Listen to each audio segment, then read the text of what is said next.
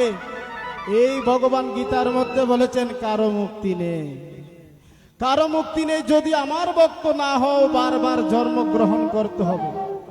এই ধ্রুবর কথা মা সনাতন ধর্মের মধ্যে ধ্রুব আছে না, এই যে ধ্রুবতারা যিনি ধ্রুব হয়ে আছেন, এই ধ্রুব 5 বছর বয়সে ভগবানকে দর্শন পেলেন।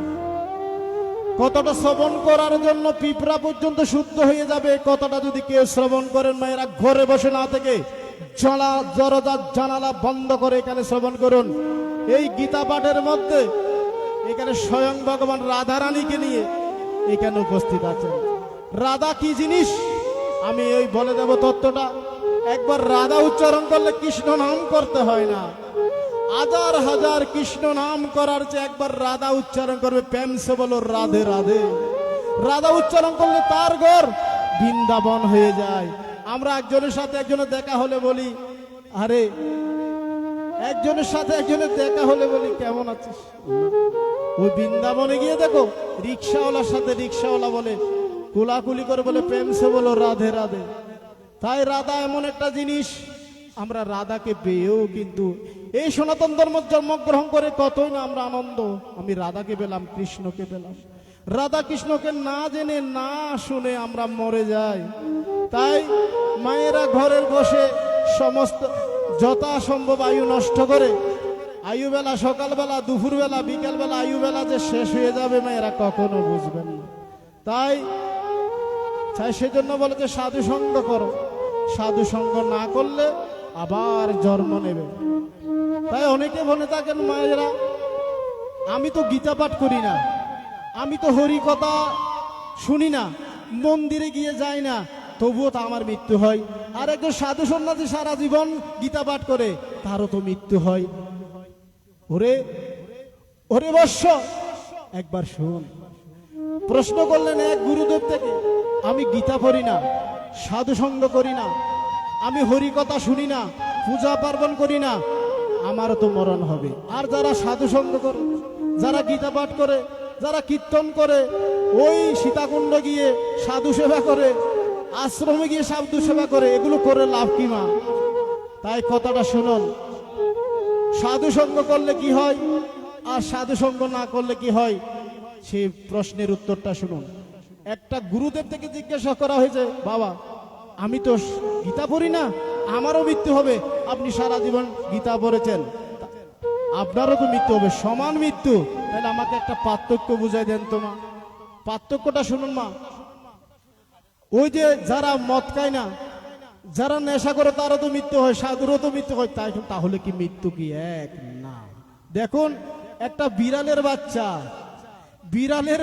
যদি বিড়ালের বাচ্চাকে যদি তারা যদি কোনো জায়গায় নিতে যায়, কোনো অসুবিধার কারণে বিড়ালের বাচ্চাকে যদি বিড়াল ধরে অন্য জায়গায় নিয়ে যায়, সেটা বলে আমার বাবা ধরেছেন সুখ অনুভূতির কারণে। সেটা সন্তানকে যদি মা যদি নিয়ে যায়, তখন সন্তান মনে করে আমাকে আদর করে নিয়েছে, আমাকে কুলে আদর করে কতই না সুখ অনুভূতির মধ্যে করে নিয়েছে, মুখে ধরলো। বিড়াল যদি বিড়ালের বাচ্চা ধরে, সেই বিড়ালের বাচ্চা কি করে জানেন তো? সেই বিড়ালের বাচ্চা আনন্দে আরো নাচতে থাকে আমার পিতা। আর যদি বিড়াল যদি ইঁদুর ধরে মা, বিড়াল যদি ইঁদুর ধরে তাকে জাপটে ধরে কত বিক্ষত করে ফেলে, তার রক্তাক্ত। সেরকম মৃত্যুর পার্থক্য। যে গুরুদেব বললেন আপনার মৃত্যু হলো ওই বিড়াল ধরা ইঁদুরের মতো, আর আমাদের মৃত্যু হলো ভগবান দেবদূত পাঠিয়ে ফুলের মালা দিয়ে ডাকডোল পিটিয়ে আমাকে বৃন্দাবনে নিয়ে যাবেন গোলক ধামে। তাহলে মনে করেছেন এই চর্মচক্ষু দিয়ে দেখা যায় না? এখানে যদি একটা যাত্রাশালা হতো, এখানে যদি কোনো নাট্যমঞ্চ হতো, এখানে যদি কোনো নায়িকা আসতো, এখানে হাজার হাজার মানুষ লাইন ধরতো। আরে সনাতন ধর্মের মানব উষ্ণেই বেহুশ হয়ে চলস, মনে করতেন সোনা দানা পালঙ্কে ঘুমিয়ে পোলা কুরমা খাইয়ে আমি দুনিয়াতে চলে যাব। এটা গীতার মধ্যে সাবধান বানিয়ে দিয়েছে, নরে অর্জুন প্রতিটা ঘরে ঘরে জানিয়ে দে, আমার ভক্ত না হলে তাকে বারবার আসতে হবে, তাকে বারবার ঘুরতে হবে, তাকে বারবার দুনিয়াতে পরিক্রমা করতে। তাহলে দুনিয়াতে আসা মানে কি জানেন তো মেয়েরা? Blood pressure, heart disease, stroke, বিভিন্ন ধরনের রোগ, বিভিন্ন ধরনের কুষ্ঠরোগ, বিভিন্ন ধরনের পক্ষাঘাত, আমরা ওই ডাক্তারের কাছে গিয়ে গিয়ে জীবনটা শেষ। তাই ভগবান বললেন, আমাকে 16 আনা দিয়ে ভজনা করো, আমাকে 16 আনা দিয়ে ডাকো, আমাকে যদি মৃত্যুর সময় যদি আমাকে স্মরণ করো, তাহলে আমার বাবুই প্রাপ্ত হবে। তাহলে আমরা কি করি? সন্তানকে বলি তুই চাকরিতে যা, মন্দিরে যাস না। সংসারকে বলি লেখাপড়া কর, গীতা পড়িস না। সংসার ওই সন্তানকে বলি ভালো চাকরি কর, ওরে চাকরি তো করবে করবে, কিন্তু গীতার চাকরি যে একটা ভগবান বলেছেন, বলেছেন আমাদের একটা সংবিধান তো গীতা দিয়েছেন মা। এখানে যদি কাউকে বলা হয় মায়েরা গীতা পড়েছেন, তো অনেকে গীতা শব্দ পর্যন্ত শুনেন নাই, অনেকে গীতার উচ্চারণ পর্যন্ত শুনেন নাই, তাই এটা কি বলা হবে? তাই ভগবান প্রতিটা অধ্যায়ের মধ্যে অর্জুনকে সাবধান করে দিয়েছেন। অর্জুন যখন গীতা সম্পর্কে অবগত ছিলেন, অর্জুনকে জানিয়ে জানিয়ে বলিয়ে বলিয়ে যখন পঞ্চম অধ্যায়, ষষ্ঠ অধ্যায়, সপ্তম অধ্যায়, অষ্টম অধ্যায় পার করলেন, তখন অর্জুনের ও চিৎময় জ্ঞান এসে গেল। অর্জুন বলেন, ওরে প্রভু, আমি আপনাকে কতই না অবজ্ঞা করেছিলাম, আপনাকে সকা বলে আমি কত গালি না দিয়েছিলাম। ভগবান কখন চিনেছেন জানেন তো? অর্জুন চিনেছেন যখন ওই সপ্তদশ অষ্টাদশে যখন গেলেন, ভগবান যখন একাদশ, দশম, একাদশ, দ্বাদশের মধ্যে যখন দর্শন দেখালেন, ভগবান যখন তার রূপটা দেখালেন অর্জুন, তখন বললেন, হরে পরমেশ্বর ভগবান, আমি এতদিন জানতে পারি নাই, আমি এতদিন জানি না অনেক বাহু, অনেক নেত্র, অনেক চক্ষু, আপনার করাল গ্রাসে সব কুরুক্ষেত্রের যুদ্ধের সমাবেত যারা আছেন তারা মুখের মধ্যে চলে যাচ্ছেন, সব কিছু কৃষ্ণ নিয়ন্ত্রণ করেন। সেজন্য বলা হয় কৃষ্ণ ঈশ্বর পরম কৃষ্ণ সচিদানন্দ বিগ্রহ, ঈশ্বর পরম কৃষ্ণ সচিদানন্দ বিগ্রহ। তাই কৃষ্ণ বিনে কোনো গতি নাই, তাই আমরা কৃষ্ণ বিনে কোনো গতি নাই।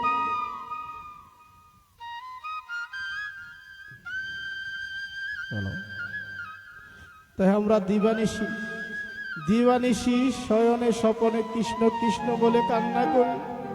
আমরা শয়নে স্বপনে দিবানিশি প্রভুর নাম করে রাধা রাধা বলে আমরা কান্না করি। দেখবেন আপনার সংসার ওই রামের সংসার হয়ে, আপনার সংসার হয়ে যাবে। কি জানেন, অর্জুনের সংসার হয়ে যাবে। জয় জয় রাধার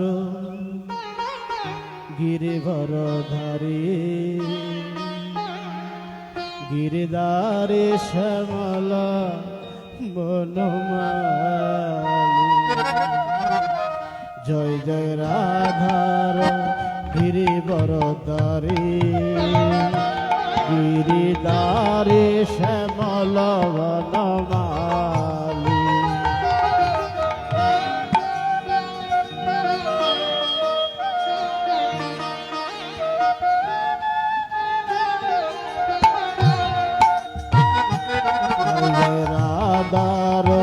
গিরিবরধারী, গিরিদারে শ্যামল বনমালী।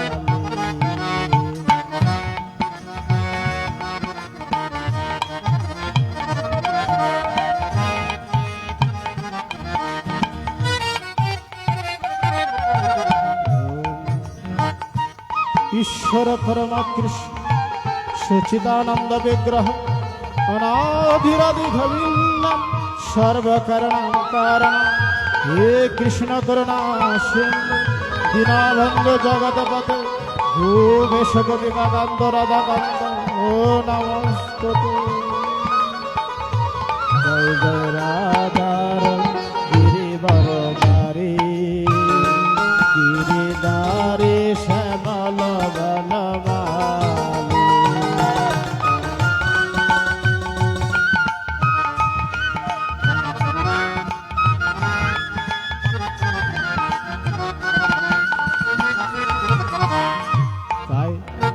ভগবান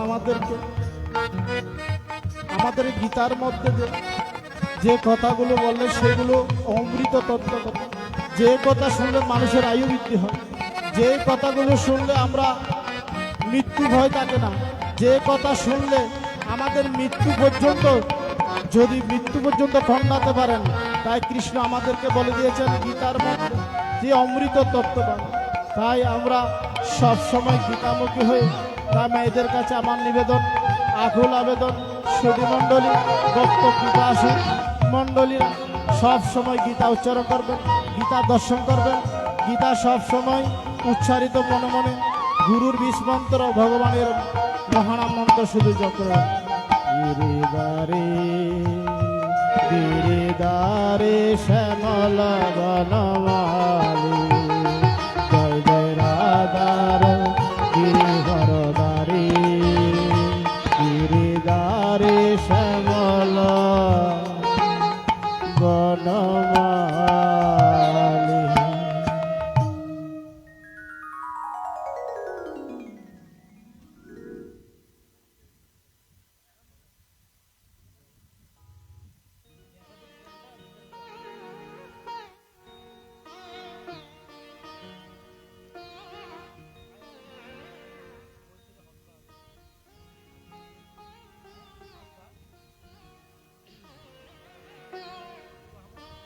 হ্যালো, যশোমতি মাইয়া আছে বলে নন্দলালা, রাধা কে ঘরে মেখেও খা। যশোমতি মাইয়া আছে বলে নন্দলালা, রাধা কে ঘরে মেখেও খা। যশোমতি মাইয়া আছে বলে নন্দলালা, রাধা কে ঘরে মেখেও খালা।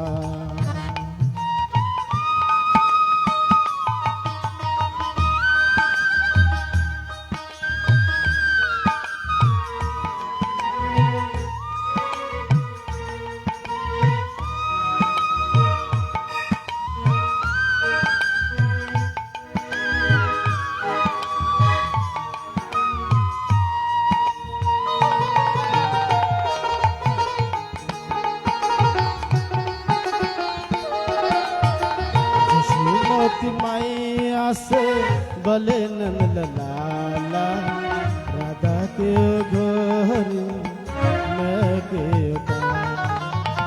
बोले मुस्काते माया लालन को बताया, कारी अधिया रे आदे हाथ में तो आया।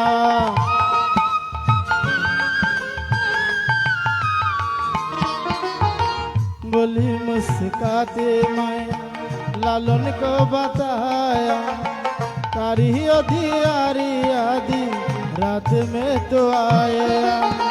लाट लाला का नय मेरा हो, लाट लाट मेरा काल कमली वाला आला, इसलिए काला। यशोमती मैया से बोल नंदलाला, राधा के गोरी में क्यों काला, राधा के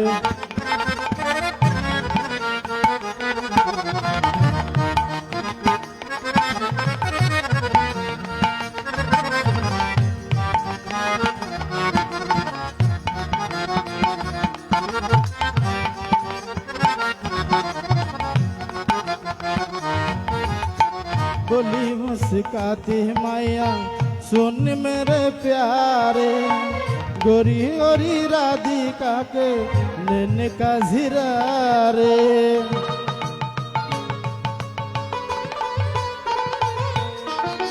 बोली मुस्काती में सुन मेरे प्यारे, गोरी गोरी राधिका के नैन का जीरा रे। काली नैन भाले में हो, काली नैन भाले में ऐसा दादू डाला, इसलिए काला। यशोमती मैया से उसे नंदलाला, राधा क्यों गोरी मैं क्यों काला, राधा क्यों गोरी मैं क्यों काला।